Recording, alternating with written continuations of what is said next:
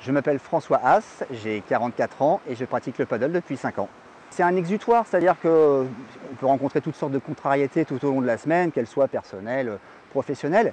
Et le fait de venir ici à Lyon-sur-Mer tous les week-ends, c'est l'exutoire total, c'est-à-dire je sors tout ce que j'ai, je suis dans un moment de béatitude vraiment sans fin, donc non, c'est une bonne thérapie. Tout est parti d'un vieux rêve d'enfant. Lorsque j'avais 10 ans, j'étais sur la plage de la Baule en colo de vacances et j'ai assisté à l'arrivée de Stéphane Perron qui venait de traverser l'Atlantique en planche à voile. Ça a été un électrochoc de me dire que ce gars-là avait pu naviguer pendant des semaines et des semaines tout seul au milieu des éléments.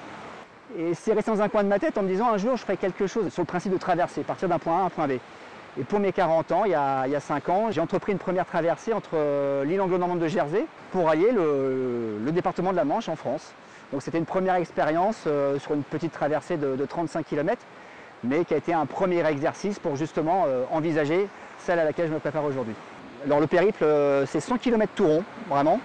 En termes de navigation, on est parti sur une traversée entre 15 et 18 heures, jour et nuit. Je me suis adjoint les services de mon préparateur physique avec qui j'avais travaillé pour la première traversée.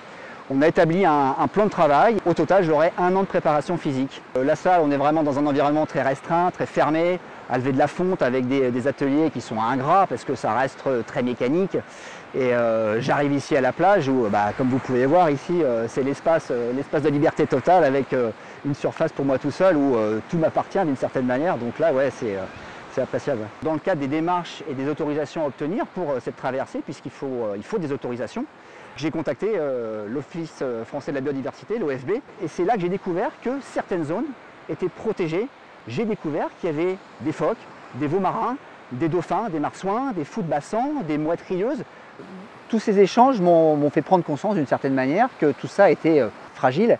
Et donc je me suis engagé en signant la charte Natura 2000 qui permet de former, informer, de s'informer aussi tout au long de l'année sur les environnements marins. C'est un véritable engagement, bien au-delà du projet.